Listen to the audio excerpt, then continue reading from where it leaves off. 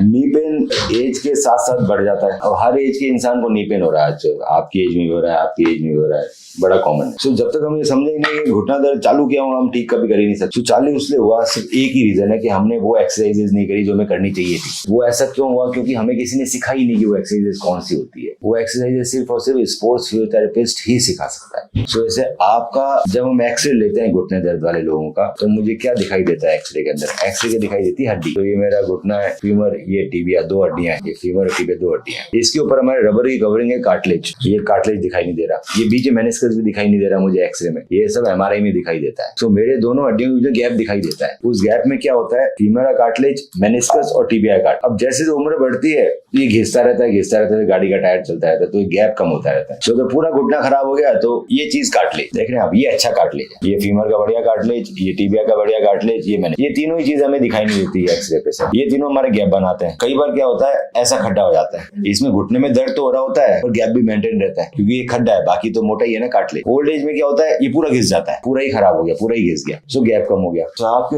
Left के अंदर देखो पूरा गैप कम हो रहा, चिपक गई ना हड्डी पर हड्डी। अब जब इसमें गैप कम हो गया तो बॉडी क्या करती है, इस पे वजन देती है तो बहुत दर्द होता है। सो बॉडी ऑटोमेटिकली ना दूसरे वजन देने लग जाती है। सो दूसरा जल्दी घिसने लग जाता है तो उसमें दर्द बढ़ जाता है। ये रीजन है कि कई बार एक्सरे में और फिजिकल फाइंडिंग में अंतर आता है कि घिसा हुआ तो ज्यादा लेफ्ट है पर दर्द में राइट में हो रहा है। और हो सकता है शुरुआत लेफ्ट से हुई हो आपकी इनिशियली, है ना, शुरुआत लेफ्ट से हुई थी, वो लेफ्ट घिस गया तो बॉडी ने फिर अब राइट घिसना चालू कर दिया जी, तो अब राइट घिस रहा है। सो अगर मुझे आपका इलाज करना है तो मैं वापस तो उगा नहीं सकता, आपका मैं दर्द कम करने में हेल्प कर सकता हूँ बिना ऑपरेशन के। सो मुझे घुटना बचाना है कि घिसा ही ना, जो मैं अपने लिए कर रहा हूँ, तो मैं क्या करता हूँ, मैं वो एक्सरसाइजेस करता हूँ जो कि घुटने बचाने को काम में आती है। वो मुझे सिखाते हैं स्पोर्ट्स फिजियोथेरेपिस्ट। सो हम जो आपको एक्सरसाइज सिखाएंगे वो, और जो मैं एक्सरसाइज करता हूँ सिमिलर ही, पाँव तो पाँव ही है। सो जिनका घुटना घिसा नहीं है उनका घिसेगा नहीं, जिनका घिस गया है उनका और फर्दर नहीं घिसेगा। सो उस एक्सरसाइज सिखाने में मुझे आपको 3-4 महीने लगे। जैसे हम जिम जाते हैं तो हमें पर्सनल ट्रेनर नहीं मिलता, हर बार वो बढ़ाता रहता है, एक्सरसाइज बढ़ाता रहता है। तो आज सिखाएंगे और धीरे धीरे हम उसको इंक्रीज करते रहेंगे। वो एक्सरसाइजेज में फिर हिप भी इन्वॉल्व होगा, कमर भी इन्वॉल्व होगी, पूरा